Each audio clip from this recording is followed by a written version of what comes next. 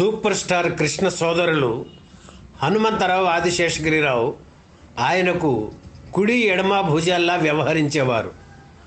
ముఖ్యంగా పెద్ద తమ్ముడు హనుమంతరావు బహుముఖ ప్రజ్ఞాశాలని చెప్పాలి. ఏ విషయం గురించి అయినా నిర్మమాటంగా కుండ బద్దలు కొట్టినట్లు మాట్లాడడం ఆయన నైజం.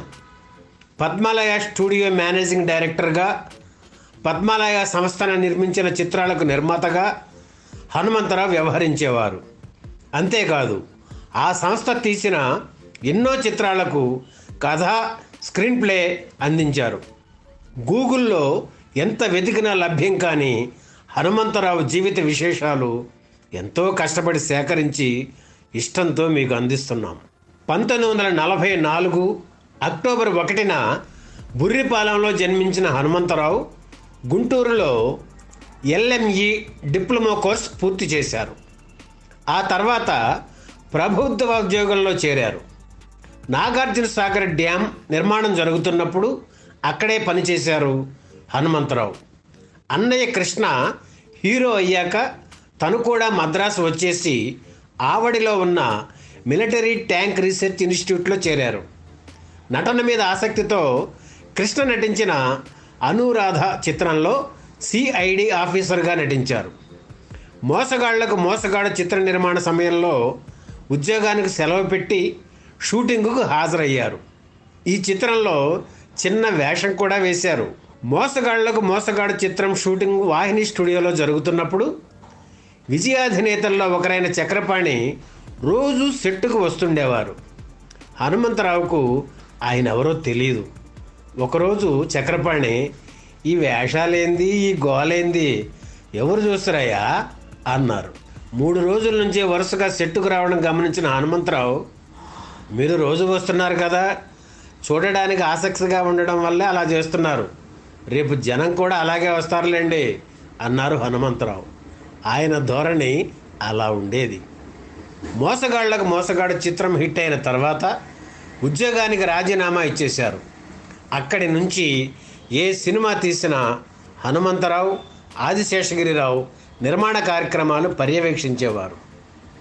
నిర్మాణాత్మకమైన ఆలోచన శైలి, నిర్మోహమాటం కలిగిన హనుమంతరావుకు అన్నయ్య కృష్ణ అంటే ఎంతో అభిమానం, ఎనలేని గౌరవం. కృష్ణ తీసుకున్న ఎన్నో సాహసోపేతమైన నిర్ణయాల వెనుక హనుమంతరావు హస్తం ఉండేది.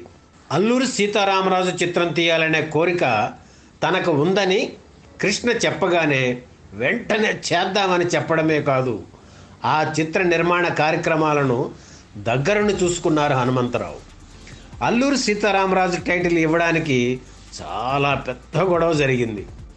ఆ సమయంలో ఫిల్మ్ ఛాంబర్ ప్రెసిడెంట్గా DVS రాజు, సెక్రటరీగా U విశ్వేశ్వరరావు ఉండేవారు. ఇద్దరూ NTR మనుషులే. ఈ సినిమా తీయడం NTRకు ఇష్టం లేకపోవడంతో టైటిల్కు అనుమతి ఇవ్వకుండా పెండింగ్లో పెట్టారు. హనుమంతరావుకు ఒకరోజు కోపం వచ్చి విశ్వేశ్వరరావుకు ఫోన్ చేసి టైటిల్ విషయం అడిగారు. ఆయనకు NTR బావ అవుతారు, అందుకే బావయ్యతో ఒకసారి మాట్లాడిద్దామని ఆపాం అన్నారు. దాంతో హనుమంతరావుకు ఒళ్ళు మండిపోయి, నువ్వు ఛాంబర్కు సెక్రటరీవా మీ బావయ్యక? వెంటనే టైటిల్ ఓకే చేసి లెటర్ పంపకపోతే పరిణామాలు తీవ్రంగా ఉంటాయి అని చెప్పి ఫోన్ పెట్టేశారు హనుమంతరావు.